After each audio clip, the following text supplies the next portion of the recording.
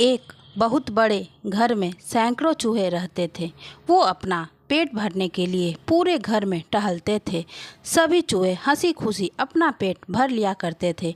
उनकी जिंदगी बड़े आराम से कट रही थी। अचानक एक दिन उस घर में शिकार करने के लिए कहीं से एक बिल्ली आ गई। बिल्ली को देखते ही सारे चूहे तेजी से अपने अपने बिल में छुप गए। उसने देखा कि उस घर में तो बहुत सारे चूहे हैं। उसने यही रहने का मन बना लिया। अब बिल्ली उसी घर में रहने लगी। जब भी उसे भूख लगती तो बिल्ली अंधेरे में जाकर छिप जाती थी। जब चूहे बाहर निकलते तो बिल्ली उन पर झपटा मारकर खा जाती थी। ऐसा रोज होने लगा। धीरे धीरे चूहों की संख्या कम होने लगी थी।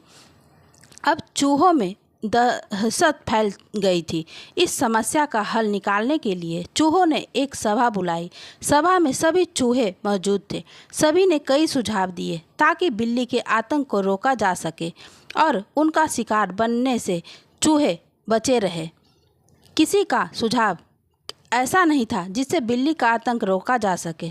सभी चूहे बैठे ही थे कि अचानक से एक बूढ़े चूहे ने सुझाव दिया। उसने कहा कि हम बिल्ली से बच सकते हैं, लेकिन उनके लिए एक घंटी और धागे की ज़रूरत पड़ेगी।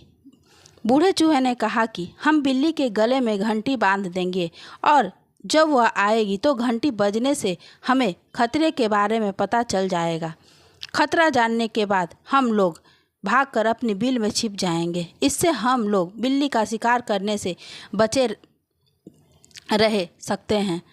सभी चूहे खुशी से झूमने लगे। सब ने नाचना शुरू कर दिया और खुश होने के लगे कि अब तो वह बिल्ली के खतरे से बचे रहेंगे। सभी चूहे खुशियां मना ही रहे थे कि अचानक से एक अनुभवी चूहा उठ खड़ा हुआ।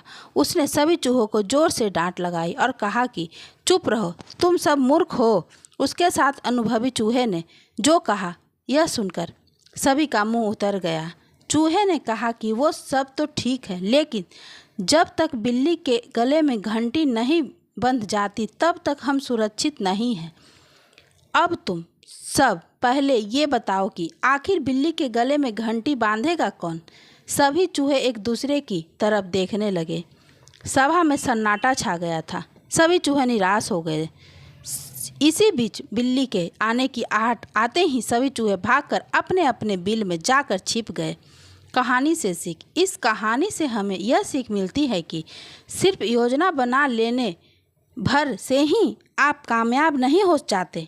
उस योजना को लागू करने के बारे में भी सोचना चाहिए। उससे पहले जश्न मनाना बेकार है। धन्यवाद दोस्तों।